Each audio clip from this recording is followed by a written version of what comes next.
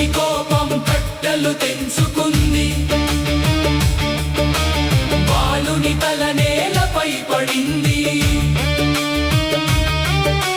పార్వతి కన్నీటి జలధిలో సృష్టి మొత్తం కంపించింది. దేవతల ప్రార్థన విన్న శివుడు కరుణతో వరమిచ్చాడు. ఏనుగు తలను అమర్చి కొత్త జీవం ప్రసాదించాడు.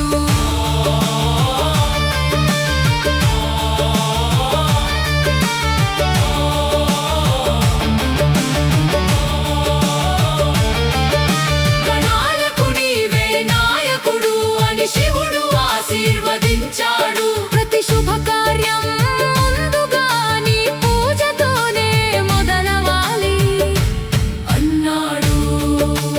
అప్పటి నుంచి జగమంతా వినాయకుడిని మొక్కుకుంటోంది.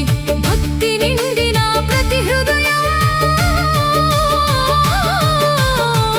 గణపయ్య అని పిలుస్తోంది.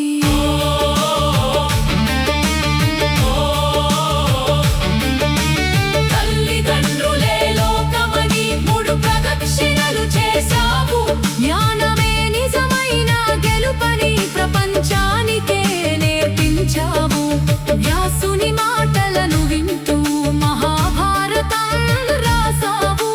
విరిగిన దంతమే కలమై ధర్మగాథను నిలిపావు. గణపయ్య సిద్ధి బుద్ధుల నాయక, మోదకాల ముద్దుల స్వామి మా మనసులో వెలుగయ్యా. విఘ్నాలను తొలగించే వినాయక పరమాత్మ, ప్రతి ఇంటి మొదటి దేవుడా ఎప్పుడూ మాతో ఉండవయ్యా. జై జై వినాయక, జై జై గణనాయక. శివ పార్వతి తనయుడా మా జీవితానికి శుభదాయక గణ గణ గణపయ్య మా గుండెల్లో నిలిచిపోవయ్యా. వక్రదండ మహాకాయ ఎల్లప్పుడూ మమ్మల్ని కాపాడవయ్యా.